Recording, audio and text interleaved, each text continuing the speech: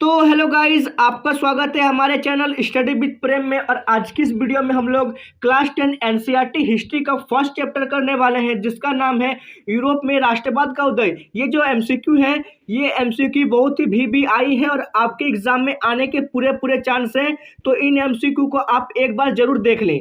तो question number 1 है, Napoleon Bonaparte कौन था?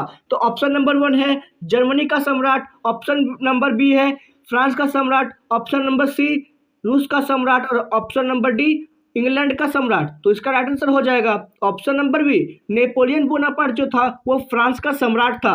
तो क्वेश्चन नंबर 2 है, फ्रांस की क्रांति का अग्रदूत किसे कहा जाता है? तो फ्रांसीसी क्रांति का अग्रदूत रूसो को कहा जाता है, तो इसलिए इसका ऑप्शन 2 राइट हो जाएगा। तो क्वेश्चन नंबर 3 है, जोसेपी मित्सेनी का जन्म कब और कहाँ हुआ था? तो ऑप्शन नंबर ए है 1802 ईस्वी जनेवा, ऑप्शन नंबर 2 है 1810 ईस्वी फ्रांस, ऑप्शन नंबर 3 है 1812 ईस्वी इटली और ऑप्शन नंबर 4 है 1807 ईस्वी जनेवा। तो इसका राइट आंसर हो जाएगा ऑप्शन नंबर 4, 1807 ईस्वी जनेवा। जोसेपी मित्सेनी जो थे वे यूरोप की क्रांति में एक बहुत ही महान व्यक्ति के बारे में हम बोल सकते हैं। तो क्वेश्चन नंबर 4 है, सामाजिक उपबंध नामक पुस्तक के लेखक कौन थे? सामाजिक उपबंध नामक पुस्तक के लेखक रूसो थे, जो एक बहुत ही प्रसिद्ध पुस्तक है। तो क्वेश्चन नंबर 5 है, जब फ्रांस सीखता है तो बाकी यूरोप को सर्दी जुकाम हो जाता है, ये कथन किनका है? Option A Mazzini, option B Metternich, option C Bismarck और ऑप्शन डी रूसो। तो इसका जो आंसर होगा, इसका राइट आंसर हो जाएगा ऑप्शन नंबर बी मेटरनिक ने कहा था जब फ्रांस सीखता है तो बाकी यूरोप को सर्दी जुकाम हो जाता है। इसका मतलब है कि जब फ्रांस में बदलाव होगा तो पूरे यूरोप में बदलाव होना शुरू हो जाएगा। तो क्वेश्चन नंबर 6 है, कैरोल कुर्स्पिकी कौन था? ऑप्शन नंबर 1 इटली का राष्ट्रवादी, ऑप्शन बी फ्रांसीसी राष्ट्रवादी, ऑप्शन सी रूसी राष्ट्रवादी और ऑप्शन डी पोलिश राष्ट्रवादी। तो इसका राइट आंसर हो जाएगा ऑप्शन 4 पोलिश राष्ट्रवादी। कैरोल कुर्स्पिकी पोलिश राष्ट्रवादी था। तो क्वेश्चन नंबर 7 है, किस संधि के द्वारा यूनान को एक स्वतंत्र राष्ट्र के रूप में मान्यता मिली? तो बताना है कौन सी संधि। तो ऑप्शन ए कुस्तुनतुनिया की संधि, ऑप्शन बी वर्साई की संधि, option C act of union और ऑप्शन 4 इनमें कोई नहीं। तो इसका राइट आंसर हो जाएगा ऑप्शन नंबर ए कुस्तुनतुनिया की संधि। तो क्वेश्चन नंबर 8 है, फ्रेडरिक सोरियो कौन था? पहले बता दूं फ्रेडरिक सोरियो कौन था। फ्रेडरिक सोरियो एक महान चित्रकार था जिसने 4 चित्रों की एक श्रृंखला बनाई थी, जिसमें से आपके लोग के पहले पेज में जो चित्र बना है वह फ्रेडरिक सोरियो ने ही बनाया है। तो इसका क्वेश्चन है, फ्रेडरिक सोरियो कौन था? फ्रांसीसी चित्रकार, ऑप्शन नंबर 2 ऑस्ट्रिया का इतिहासकार और ऑप्शन नंबर 3 जर्मन दार्शनिक और ऑप्शन डी ब्रिटेन का प्रधानमंत्री। तो इसका राइट आंसर हो जाएगा ऑप्शन नंबर ए फ्रांसीसी चित्रकार। फ्रेडरिक सोरियो जो था फ्रांसीसी चित्रकार था। यहाँ पर आपको फ्रांसीसी कलाकार भी लिख के आएगा तो आप उसको मार सकते हैं। तो क्वेश्चन नंबर 9 है, किसी राष्ट्र की सामूहिक पहचान को क्या कहते हैं? तो इसका एकदम डेफिनेशन है राष्ट्रवाद का। राष्ट्रवाद ही है जो किसी राष्ट्र की पहचान कहलाता है। तो क्वेश्चन नंबर 10 है, जर्मन राष्ट्र के लिए निम्नलिखित में कौन महिला रूपक बनी? महिला रूपक हम लोग बोलते हैं जिससे देश को मतलब माता, जैसे हम लोग के भारत में माता होती है, उसी तरह यहाँ बोलता है कि महिला रूपक बनी। महिला रूपक किसे बनाया गया था जर्मनी राष्ट्रवाद के लिए? जर्मनिया को। और मारियान बोलेंगे हम लोग, मारियान बोलेंगे फ्रांस को। तो क्वेश्चन नंबर 11 है गाइस। उससे पहले ये जो मैं क्वेश्चन बता रहा हूँ, ये question Bihar board, CBSE board, Jharkhand board, सभी बोर्ड के लिए इंपॉर्टेंट है। तो अगर आप किसी भी बोर्ड से हैं तो इस वीडियो को आप लगातार देखते रहिए, आपको इसमें कुछ सीखने को ही मिलेगा। तो क्वेश्चन नंबर 11 है, प्रसा का ऑस्ट्रिया के साथ किस संधि के द्वारा युद्ध विराम हुआ? युद्ध विराम मतलब होता है युद्ध का थम जाना या रुक जाना या खत्म हो जाना। तो यहाँ पर बोला प्रसा के द्वारा ऑस्ट्रिया के साथ किस संधि के द्वारा युद्ध विराम हुआ? तो ऑप्शन नंबर ए वियना की संधि, ऑप्शन नंबर बी वर्साई की संधि, ऑप्शन नंबर सी पेरिस की संधि और ऑप्शन नंबर डी लंदन की संधि। तो इसका राइट आंसर हो जाएगा ऑप्शन नंबर ए वियना की संधि। क्वेश्चन नंबर 12 है, इटली के एकीकरण कब पूरा हुआ? Option number 1 1871, option number 2 1873, option number 3 1876 और ऑप्शन नंबर 4 1889। तो इसका राइट आंसर हो जाएगा ऑप्शन नंबर ए 1871। इटली का एकीकरण 1871 को पूरा हुआ था। तो क्वेश्चन नंबर 13 है, बैंक ऑफ फ्रांस की स्थापना किसने की? बैंक ऑफ फ्रांस की स्थापना नेपोलियन ने की थी। ये गाइज एक VVI क्वेश्चन है जो क्लास 10 2022 जैक बोर्ड में भी पूछा जा चुका है। तो क्वेश्चन नंबर 14 है, गैरिबाल्डी कहाँ का निवासी था?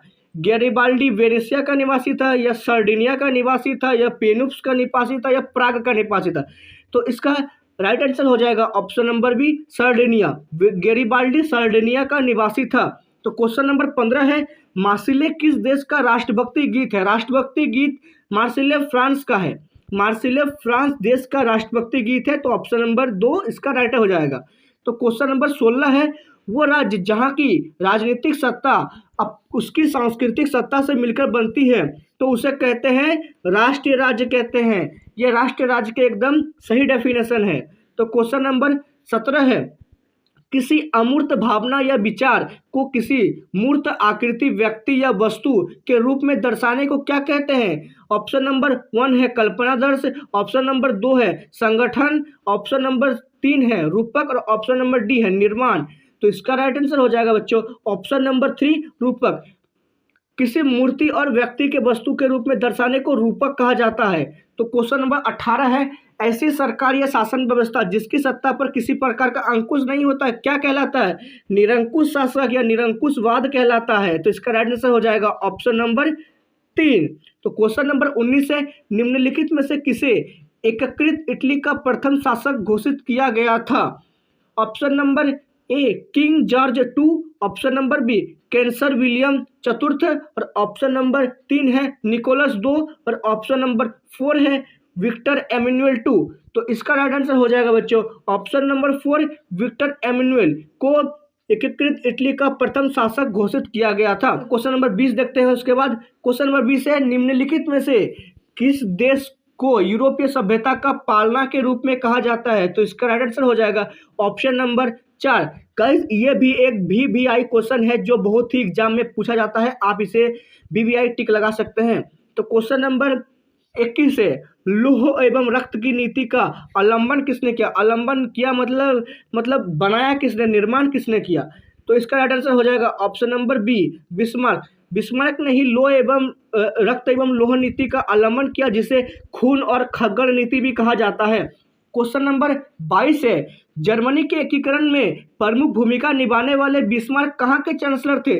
जर्मनी के भूमिका निभाने वाले बिस्मार्क चांसलर थे, प्रसा के चांसलर थे। और अगर उसके जगह में आपको मेटरनिक बोलेगा तो मेटरनिक हो जाएगा आपका ऑस्ट्रिया हो जाएगा। तो क्वेश्चन नंबर 23 है, फ्रीडरिख सोरियो का विषय था। अगर आप फ्रीडरिख सोरियो के चारों चित्रों को पढ़ते हैं तो आपको पता चलेगा कि फ्रीडरिख सोरियो का विषय लोकतंत्र था। तो इसलिए इसका राइट आंसर हो जाएगा ऑप्शन नंबर ए लोकतंत्र। तो क्वेश्चन नंबर 24 है, राष्ट्रवाद की अवधारणा का जन्म किस घटना को माना जाता है? तो राष्ट्रवाद की अवधारणा का जन्म फ्रांस की क्रांति को माना जाता है। ये भी एक VVI क्वेश्चन है। गाइस जितने भी क्वेश्चन मैं लाया हूँ सारे क्वेश्चन VVI हैं, आप इन्हें एक बार जरूर पढ़ें, मेरी आपसे रिक्वेस्ट है एक बार। तो क्वेश्चन नंबर 25 है, पहले तुम मनुष्य हो उसके बाद किसी देश के नागरिक या अन्य कुछ, ये कथन किनका है? तो ये कथन रूसो का है। ऑप्शन नंबर 3 इसका राइट आंसर हो जाएगा। रूसो ने ही कहा था पहले तुम मनुष्य हो उसके बाद तुम किसी देश के नागरिक हो। तो क्वेश्चन नंबर 26 है, मतदान के अधिकार को क्या कहा जाता है? मतदान के अधिकार को मताधिकार कहा जाता है। पूरी दुनिया में इसी के लिए तो युद्ध होते हैं, मतदान के अधिकार के लिए युद्ध होते हैं। तो लिब्रे क्या है? ऑप्शन नंबर ए है फ्रांसीसी क्रांति, ऑप्शन नंबर बी फ्रांसीसी कानून, ऑप्शन नंबर सी है फ्रांसीसी शासन व्यवस्था, ऑप्शन नंबर 4 है फ्रांस में प्रचलित कर व्यवस्था। तो लिब्रे क्या थी? लिब्रे थी एक फ्रांसीसी मुद्रा। आप अगर लाइन बाय लाइन पढ़ेंगे किसी बुक को तो आपको इसमें सारे आंसर इसका मिल जाएगा। तो ये क्वेश्चन जो मैंने लाया है सारे बुक से लाया है। तो क्वेश्चन नंबर 28 है, स्वतंत्रता, समानता एवं बंधुत्व का नारा किस क्रांति की देन है? ऑप्शन ए रूसी क्रांति, ऑप्शन बी फ्रांसीसी क्रांति, ऑप्शन सी अमेरिकी क्रांति और ऑप्शन डी भारतीय क्रांति।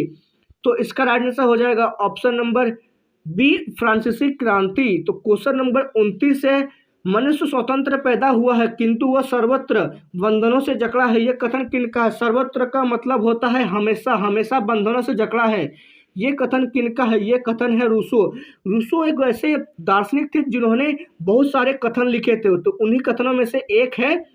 तो इसका राइट आंसर हो जाएगा 29 नंबर का ऑप्शन नंबर 3 रूसो। तो क्वेश्चन नंबर 30 है, लास्ट क्वेश्चन है।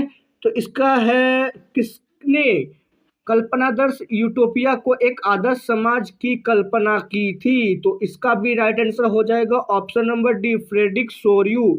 यूटोपिया ऐसे समाज को कहते हैं जो हम सपने में देखते हैं, जिसका वास्तव में होना कोई निश्चित नहीं होता है और जिसका वास्तव में होना असंभव होता है, उसे ही यूटोपिया या कल्पनादर्श कहा जाता है। तो गाइज आज के लिए बस मैं 30 क्वेश्चन ही लाया था, इसके बाद मैं नेक्स्ट चैप्टर का क्वेश्चन से जरूर लाऊंगा। अगर आपको ये वीडियो पसंद आया तो वीडियो को लाइक कीजिए, चैनल को सब्सक्राइब कीजिए और अपने दोस्तों के साथ शेयर जरूर कीजिए। तो मिलते हैं नेक्स्ट वीडियो के साथ। जय हिंद, वंदे मातरम।